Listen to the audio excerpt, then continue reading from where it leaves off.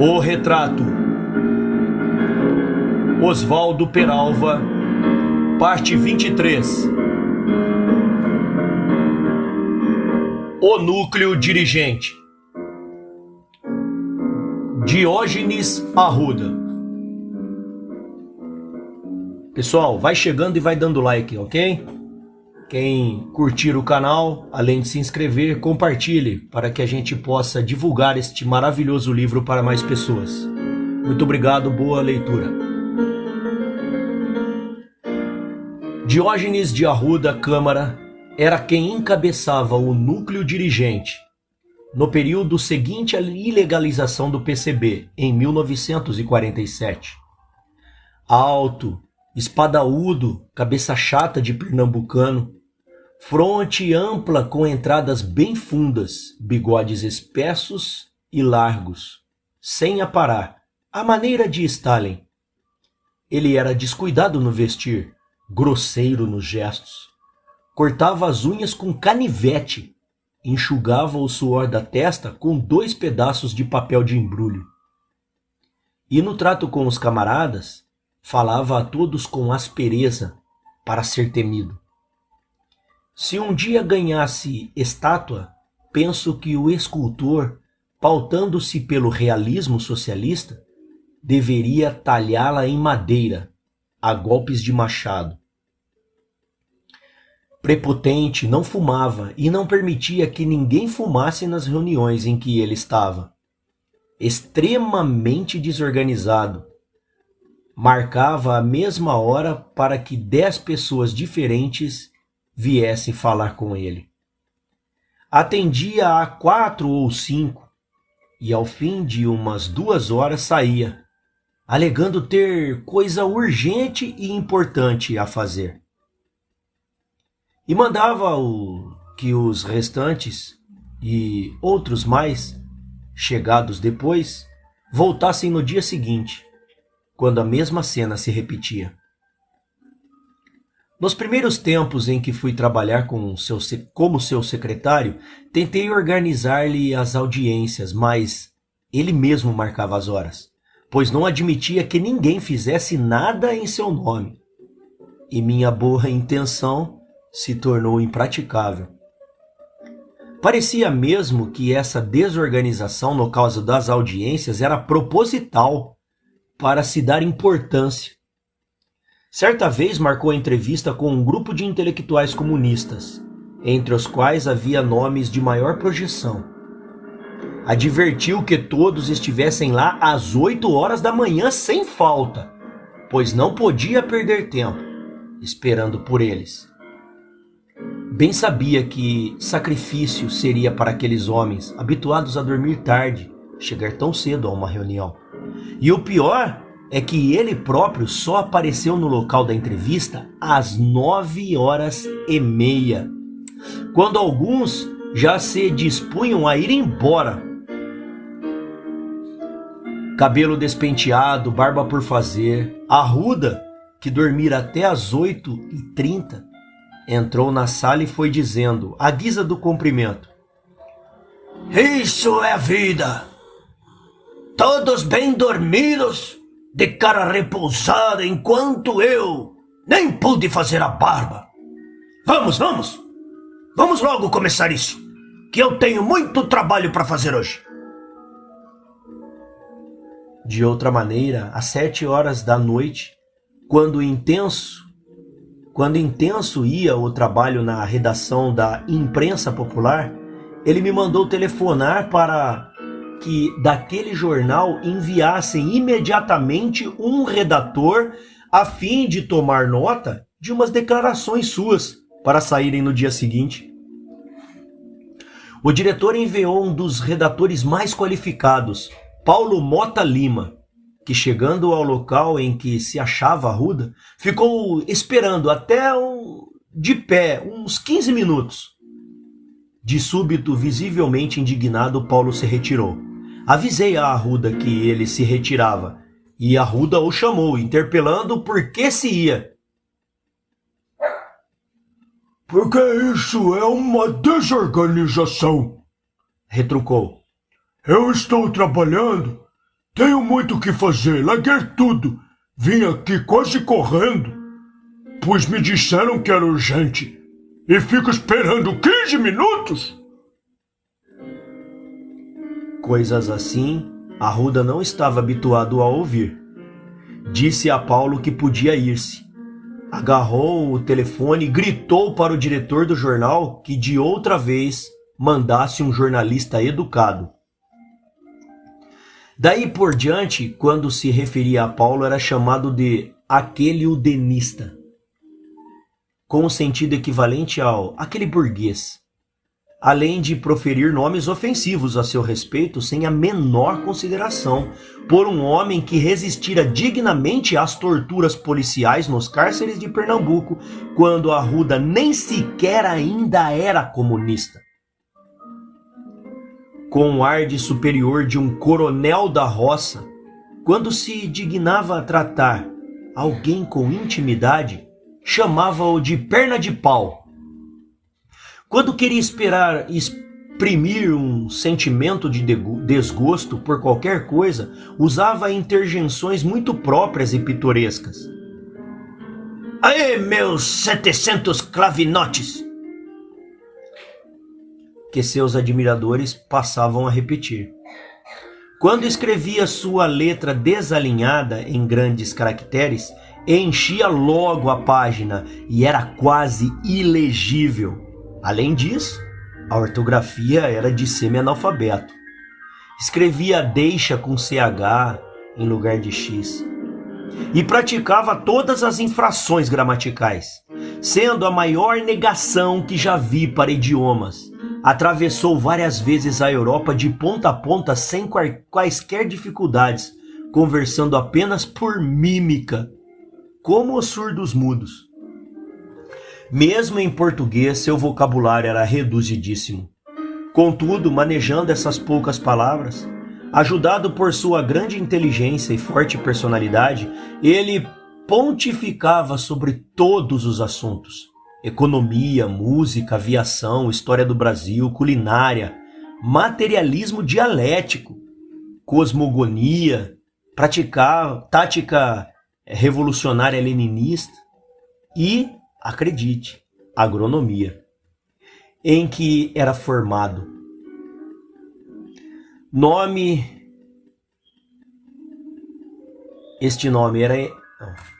Enorme era sua capacidade de trabalho.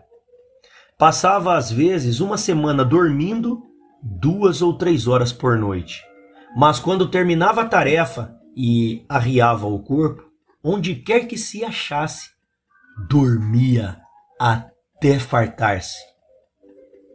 Certa vez deitou-se em sua casa depois do almoço, pretendendo levantar-se às 18 horas, mas faltou a todos os encontros e só foi acordar no dia seguinte às 19 horas.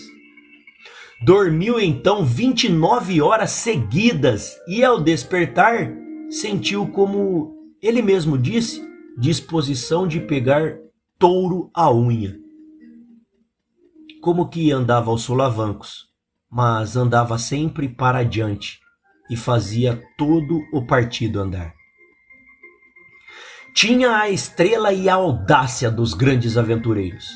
Se houvesse nascido na Europa medieval, teria descoberto o caminho das Índias, chefiado uma das cruzadas para libertar a Terra Santa ou aterrorizado todos os mares como o maior dos capitão de piratas.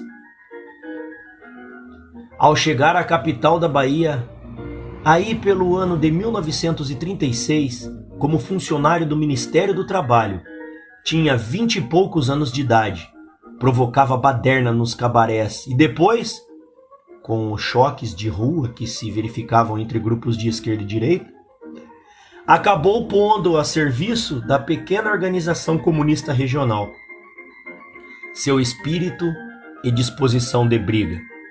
Possuído de uma desvairada ambição de mando, obteve rapidamente posições dirigentes no Partido Comunista. Casou-se, foi para São Paulo, ficou cuidando da própria vida, que estava difícil, mas ao mesmo tempo mantinha ligações com um reduzidíssimo grupo de camaradas. Em fins de 1940, o Partido Comunista estava esfacelado em São Paulo e no país inteiro. Alguns velhos militantes que tinham escapados de ser presos nas repressões policiais daquele ano formaram-se no Rio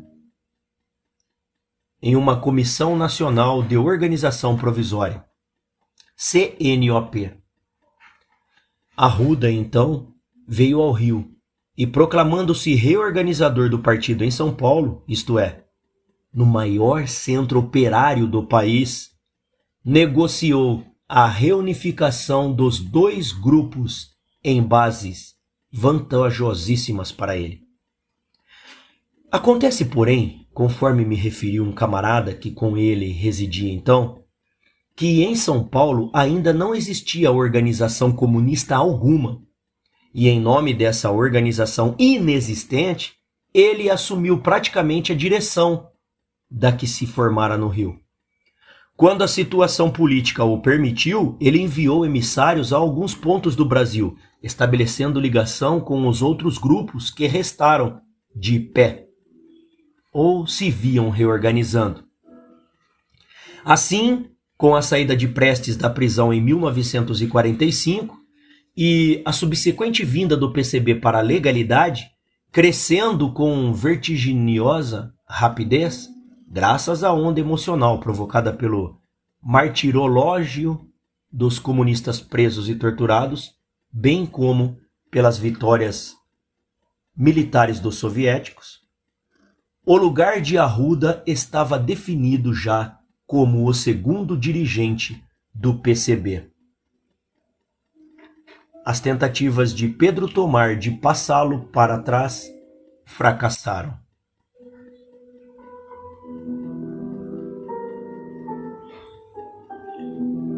Pedro Pomar.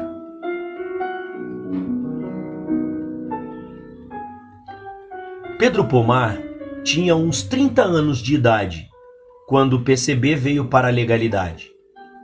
Era alto, magro, amarelado, ligeiramente fanhoso, meio careca, os bigodes ralos cor de cobre. Ex-estudante de medicina, possuía cultura abaixo da média. Expressava-se com dificuldade, tanto oralmente como por escrito, mas não se podia dizer que fosse obtuso. Considerava-se mesmo como um dos intelectuais da direção do partido e, como tal, foi escolhido para prefaciar o livro Problemas Atuais da Democracia, de autoria de Luiz Carlos Prestes, um volume de 515 páginas, aparecido em 1946, no qual se enfeixavam as obras completas do líder comunista. A partir de 1935, cartas, bilhetes e telegramas a correligionários políticos e a jornais, de mistura com informes e discursos. Conheci Pomar nos seus mais gloriosos dias, quando ele fazia parte do presídium do partido, desempenhava as funções de secretário da Educação e Propaganda do Comitê Central e de diretor da Tribuna Popular, além de ser o quarto secretário da Câmara dos Deputados. Ademais, exercia sobre Prestes uma influência tão sensível que Arruda classificou de nefasta. Em várias ocasiões, procurou aumentar a distância que os separava de outros dirigentes que vinham logo após ele, na escala hierárquica, como João Amazonas e Maurício Grabois. Mas, sobretudo, tentou conquistar o posto de lugar-tenente de Prestes, desbancando Arruda. Nunca o conseguiu, porém, quando em fins de 1947 Prestes refugiou-se nos subterrâneos da clandestinidade, Pedro Pomar, que nele se apoiava, ficou à mercê de Arruda e foi sendo por este perseguido, castigado, sistematicamente rebaixado, até perder toda a sua capacidade de concorrência. Primeiro foi afastado do secretariado, depois do quadro de membros efetivos do presídio, depois do quadro de suplente do presídio. depois do quadro de membros efetivos do Comitê Central, ficando apenas como suplente desse organismo. Foi ainda alijado do Plano Nacional de Atuação e enviado para o Rio Grande do Sul como dirigente regional. Quando o trouxeram de volta ao Plano Federal, como encarregado nacional da educação, era já um homem batido, sem quaisquer veleidades de competir com Arruda.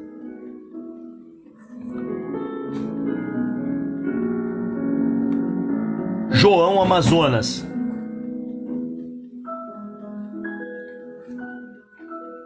Durante muito tempo, só 2 homens tinham, pois, lugares fixos na hierarquia do PCB, Prestes e Arruda.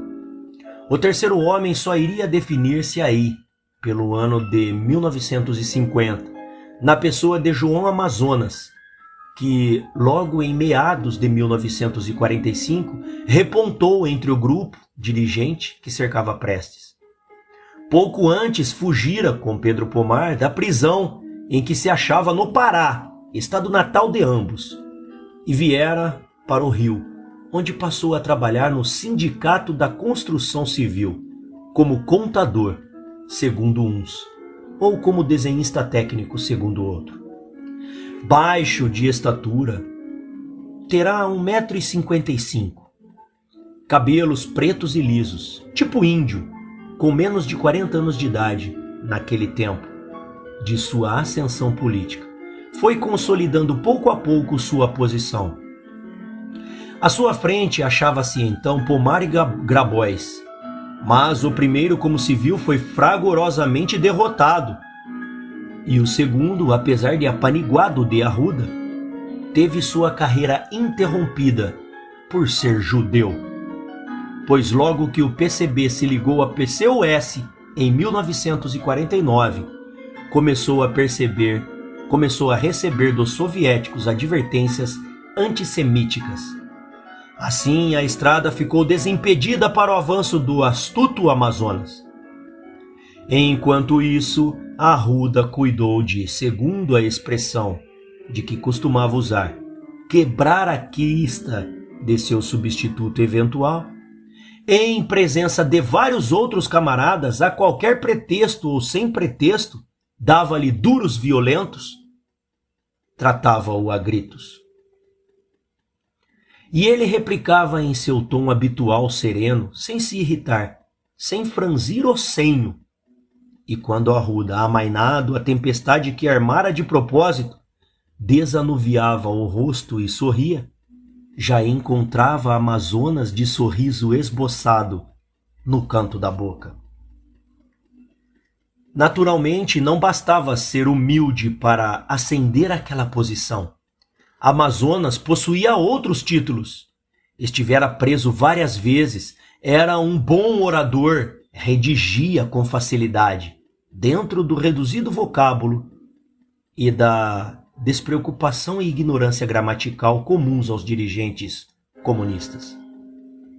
E em 2 anos de parlamento, como deputado federal pelo PCB, não fez má figura. Sobretudo, nunca teve a veleidade de pôr a cabeça para pensar. Assimilava os dogmas da linha justa e se esforçava para colocá-los em prática. Mas foi vendo nele um indivíduo humilde, até o servilismo, aparentemente incapaz de ambicionar-lhe o posto, que Arruda o elevou à situação de vice-chefe executivo do partido. E ele ficou ali, não sem ambição, mas sem ousadia de disputar-lhe o lugar, até que a reviravolta no partido afastou-os, ambos, da direção nacional.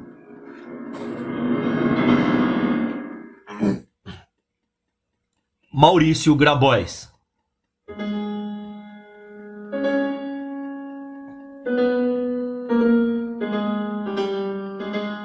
Encontrava-se também no núcleo dirigente o indivíduo Maurício Grabois, figura galhofeira que muita gente não levava a sério, como falasse pelos cotovelos. Puseram-lhe o apelido de Vitrola.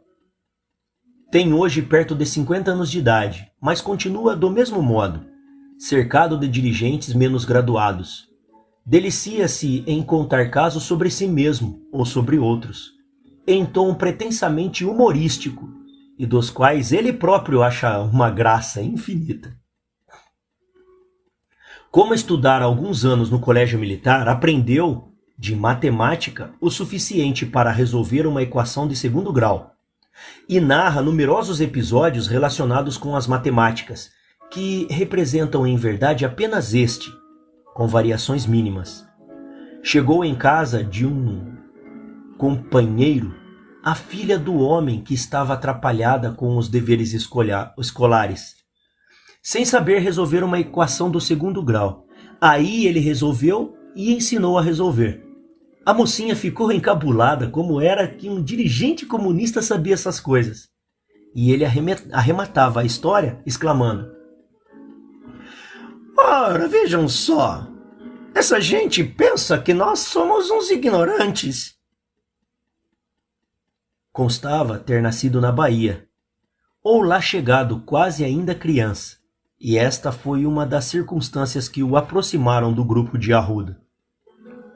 Composto quase todo de baianos, e o transformaram em seu protegido, em um homem de sua confiança.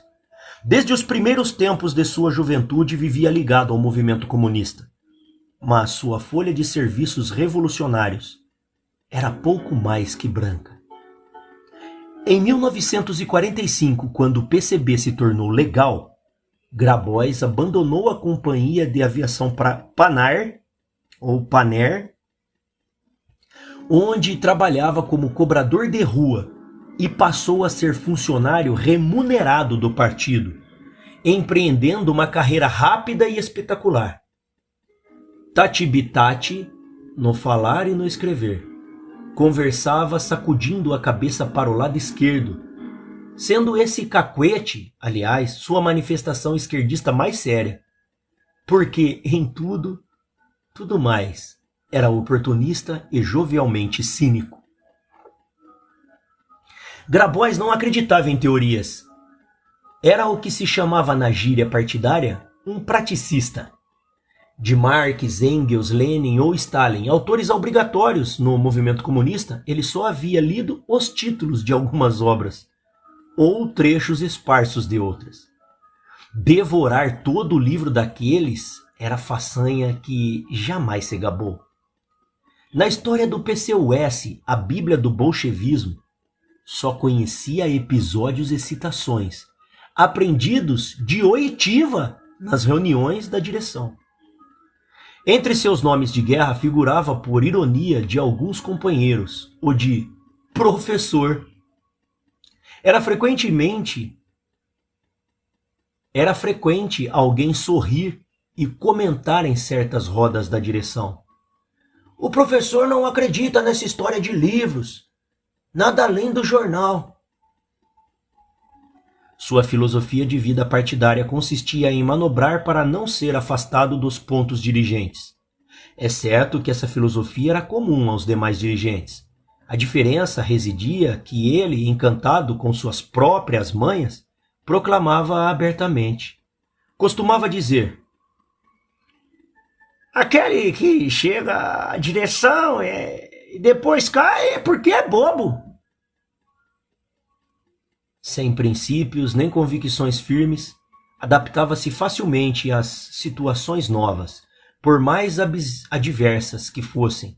Assim, em 1949, quando Arruda empreendeu no PCB, sob a influência soviética, sua campanha contra judeus, fazendo-lhes restrições de toda sorte, atribuindo-lhes defeitos incorrigíveis, asseverando mesmo que no partido só havia 1 ou 2 judeus realmente comunistas, Maurício Grabois, que também era judeu, de certo um dos únicos judeus comunistas de que falava seu protetor, converteu-se num antissemita furibundo. Causava estupefação ver esse homem de corpo adiposo, pele sanguínea e nariz levemente adunco, com as características físicas de seus semelhantes israelitas, a empregar a palavra judeu em sentido pejorativo, como xingamento, referindo-se a certos camaradas. Gostava de contar e ouvir anedotas, recebendo constantes críticas pelo fato de não impor disciplina nas reuniões que dirigia. Quando o CC se reunia, não raro o designavam chefe da disciplina, para que desse modo tivesse mais responsabilidade e não contribuísse, como membro do presídium, para a falta de ordem dos demais participantes. Conversas nos corredores, risadas altas, uso de cigarros em momentos proibidos. Do ponto de vista da segurança, era um visionário, quero dizer, um homem que costumava ver fantasmas sociais. Certa noite, estávamos na sala de um apartamento, esperando-o para uma reunião clandestina, quando ele entrou transfigurado, o rosto branco como a vela, afirmando ter visto nas imediações determinado agente de polícia secreta. E lendo incredulidade em nossas fisionomias, acrescentou: "E vocês me conhecem, sabem que eu não sou assombrado. Eu o vi, estava ali na esquina." De outra feita, estabeleceu enorme confusão no apartamento do aparelho. Ao subir a escada, notou passos atrás de si, voltou-se e viu alguém parecido com certo policial. Subiu os outros degraus correndo, tocou a campainha, entrou, deu o alarme e fugiu pela porta de serviço, como um dirigente do PC paraguaio, que lá se achava. O pior era que Arruda estivera no apartamento e saíra, devendo voltar dentro em pouco. Havia, pois, o perigo de que, ao chegar, caísse na armadilha e fosse preso. No entanto, Arruda voltou, entrou, recebeu o aviso do perigo, saiu afobado e não viu policial algum.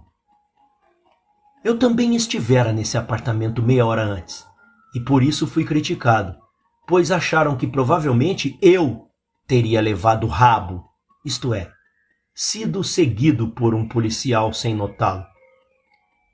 Era essa uma forma de aceitar como verídico o conto fantasista de Grabois, e portanto de não deixar desmoralizado um membro da direção. Arruda apreciava-o muito porque nas reuniões da direção, Grabois secundava o que ele dizia, e também porque Arruda o tratava a gritos, fazia-lhe críticas em tom violento, sem que ele jamais erguesse a voz para replicar, limitando-se a justificar o que fizera. Não fingia a humildade de Amazonas, mas era sincero na resignação com que suportava esses abusos. Certa vez entrou num apartamento em que diversos companheiros, inclusive o então diretor do Voz Operária, João Batista de Lima e Silva, o esperavam para uma reunião. Viram-no entrar e ficaram apreensivos, imaginando alguma catástrofe, pois Grabois fazia ainda os olhos úmidos de lágrimas. Sentou-se e, antes que lhe perguntasse algo, foi desabafando. Acabei de receber a crítica mais dura da minha vida. Houve um silêncio pesado de constrangimento. Ele enxugou as lágrimas. Dessa vez não haveria piadas nem anedotas. A reunião começou em seguida. De acordo com sua filosofia de fazer tudo para não ser rebaixado da direção, Grabois nos advertia contra o perigo das afirmações categóricas e nos transmitia sua experiência. Você tem de deixar sempre uma saída, uma margem para manobras. Isto é que é dialética. Eu, por exemplo, quando afirmo uma coisa, ponho sempre um calço, uma expressão que me possam defender depois. Basta acrescentar um mais ou menos, aproximadamente, talvez, a dizer, segundo o peso. Piscava o olho, puxava a ponta do nariz com os 2 dedos e deduzia. Do contrário, meu velho, você não vai longe. Nunca ouvi falar na comparação que o velho Stalin fez do partido? O velho disse que o partido é como um trenó descendo uma montanha em grande velocidade. Quem não se segurar bem, pula fora e fica no meio do caminho. Pois na direção a coisa é pior ainda. Não obstante, esse homem medíocre e ignorante foi elevado às culminâncias da direção partidária. Ocupava um lugar no presídio e no secretariado do CC. Teve seu nome incluído entre os candidatos preferenciais do partido nas eleições para o parlamento em 1945, sendo posteriormente designado líder da bancada comunista na Câmara Federal.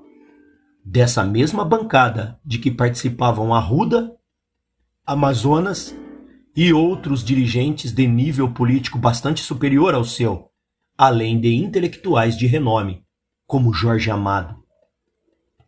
Mas Arruda queria ter nos postos-chave homens de seu grupo, e assim, quando alguém fazia restrições a Grabois, ele o defendia. Você está enganado. Maurício tem grandes qualidades. De todos nós dirigentes, é o que possui maior visão tática.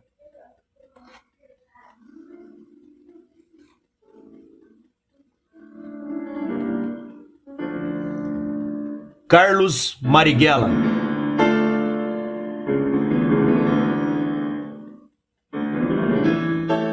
Já o caso de Carlos Marighella diferia dos outros membros do núcleo dirigente. Sob acertos Oh, meu Deus do céu! Só me perdoa, tá? Vamos de novo? Vamos lá. Já no caso de Carlos Marighella, diferia dos outros membros do núcleo dirigente, sobre certos aspectos, e se assemelhava ao de Agildo Barata, porque ambos gozavam de prestígio entre as massas populares, ao passo que outros dirigentes aqui mencionados, salvo Prestes, possuíam apenas um prestígio circunstancial e precário, conferido pelo posto de que ocupavam. Por isso, mesmo tanto Marighella como Barata sofreram violenta campanha por parte do grupo encastelado na direção. Eram membros do Comitê Central, mas não do presídio nem do secretariado. Para subir aqueles 2 degraus, teriam que se dobrar, amoldando-se à situação, humilhando-se ante o grupo de Arruda. Agildo Barata não se amoldou, não se humilhou, e por isso jamais chegou a ser um membro do presídio ou do secretariado. Marighella, porém, deixou-se triturar nas engrenagens do aparelho e terminou conquistando um lugar naqueles órgãos. Descendente de negro italiano, alto e escuro como um gigante de ébano, Carlos Marighella nasceu na Bahia, onde conquistou fama nos meios estudantis por sua inteligência, seus dons oratórios e suas atividades esquerdistas. Não chegou a terminar o curso de engenharia porque as vicissitudes da militância comunista não o permitiram. Esteve preso várias vezes e, segundo o testemunho de pessoas insuspeitas, resistiu com bravura às torturas físicas que lhes foram infligidas pela polícia. Em 1945, beneficiado pela anistia, saiu do cárcere juntamente com outros comunistas, sendo eleito neste mesmo ano deputado federal por seu estado natal. Na Câmara, agia com a mesma jovialidade dos tempos de estudante, gozando por isso de simpatia entre os jovens comunistas. Em 1948, já na clandestinidade, foi enviado para São Paulo como um dos principais dirigentes do partido ali. Por esse tempo, Arruda iniciou o processo final e definitivo de quebrar-lhe a crista. De que o fez com êxito pôde-se avaliar por este episódio narrado a um grupo de companheiros pelo próprio Marighella. Em 1948, quando eu fui para São Paulo, arranjei um uniforme azul de tripulante da Pané, a fim de me disfarçar. Certa noite eu tinha um ponto e fui fardado. O uniforme azul bem passado, o cap ligeiramente inclinado para o lado. Ninguém me identificaria. Mas nesse dia, inesperadamente, Arruda chegou a São Paulo, entrou em contato com o camarada que me amareara, o ponto. E em lugar dele, foi encontrar-se comigo. Seu moço, quando ele me reconheceu, a uns 10 metros de distância, veio logo com o dedo apontando para minha cara e me ameaçando. Te expulso do partido! Isso é uma provocação! Então eu te mando para dirigir o partido aqui e tu vives ainda com brincadeiras de estudante irresponsável. Deseparem-se da minha vista. Vai tirar essa porcaria e depois me procure na casa de fulano. Estou lá esperando. Não vou ficar aqui conversando contigo, envolvido na tua provocação. Marighella repetiu essas palavras de Arruda, imitando-lhe a carranca. Depois sorriu e arrematou. E foi assim que ele rasgou a minha fantasia. O homem tinha perdido o brio. Nessa ocasião devia ter uns 40 anos de idade. Era mais velho do que Arruda. Deixava-se destratar desse modo e, anos após, ainda ia contar o fato achando graça, como se fosse uma criança traquinas, pilhada em flagrante pelo pai. Assim estava maduro para participar da direção máxima. Esse também não teria mais a petulância de disputar o lugar de Arruda, como Pomaro fizera. Não teria a petulância sequer de tomar atitude capaz de ameaçar o monolitismo da direção. A unanimidade com que se adotavam suas decisões. Podia ser promovido ao presídio. E foi. Podia até ser guindado ao secretariado. E foi também.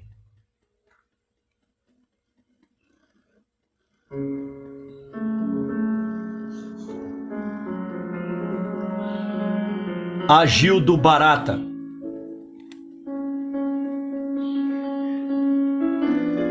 Agildo Barata não pertencia ao núcleo dirigente.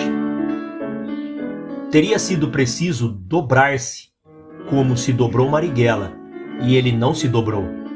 Talvez por isso mesmo foi o único membro do Comitê Central que teve a coragem moral de enfrentar de peito aberto a luta interna no PCB.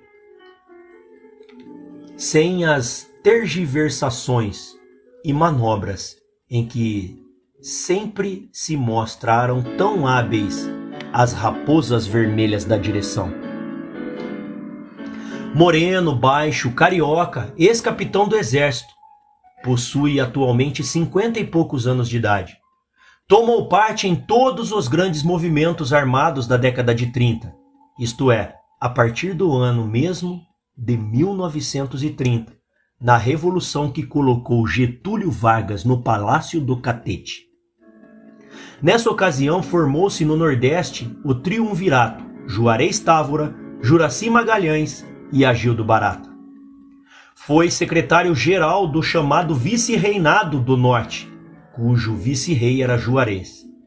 Tornou-se então popularíssimo em todo o país, como um dos jovens chefes militares do movimento de 30. Mas já em 1932, colocando-se em oposição a Vargas, tomou das armas em São Paulo, na luta pela constitucionalização do país. Derrotado militarmente este movimento, exilou-se ele na Europa, de onde voltou não muito tempo depois, reintegrando-se nas fileiras do exército. Em novembro de 1935 já pertencia ao PCB e, cumprindo instruções de Prestes, que chegara de Moscou, comandou a sublevação do 3º Regimento de Infantaria.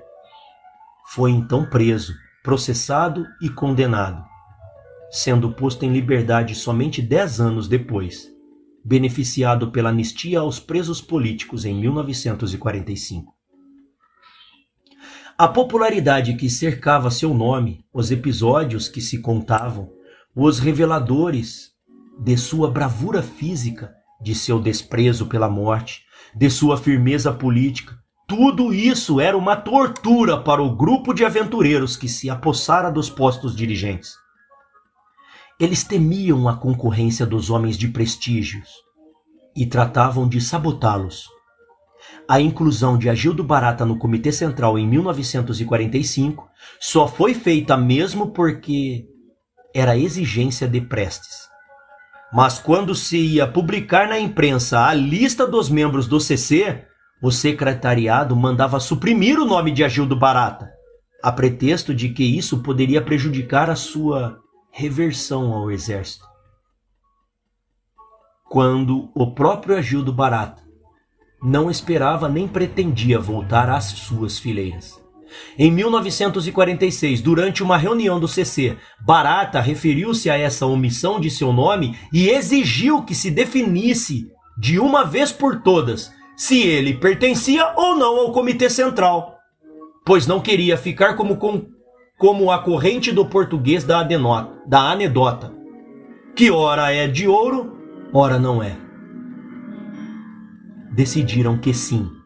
Seu nome passou a figurar publicamente nas relações dos membros do CC. Entretanto, ele continuou sofrendo limitações por parte do grupo dirigente. E mais não sofreu porque, a partir de 48, como tesoureiro do Comitê Central, montou uma vasta máquina de angariar recursos financeiros, paralela às organizações do PCB, fortificando assim concomitantemente sua posição no aparelho. Chegaram até a denominar essa máquina, nos meios partidários, de PCF, Partido Comunista das Finanças. O tom com que o dizia era de brincadeira, mas nessa brincadeira se expressava a preocupação do chamado núcleo dirigente. Compunha-se o PCF de círculos de finanças, constituído de comunistas e simpatizantes, cuja tarefa, como a dos alquimistas, era transformar tudo, ou mesmo nada, em ouro. E que foram mais bem-sucedidos do que seus semelhantes medievais, prova o fato de que arrecadarem mensalmente, em média, 2 milhões de cruzeiros. O PCF, sob o comando de Agildo Barata, ia buscar dinheiro nestas 5 fontes. 1. Comunistas. 2. Simpatizantes. 3. Amigos. 4. Aliados. E 5. Inimigos. A primeira fonte era o próprio militante comunista. Segundo o Estatuto do PCB, o militante que deixar de pagar sua mensalidade como membro do partido durante 3 meses, sem justificativa, será excluído da agremiação. Contudo, pequeniníssimo era o número dos que contribuíam regularmente por esse meio. Mas dessas contribuições dos militantes sempre advinham alguma renda.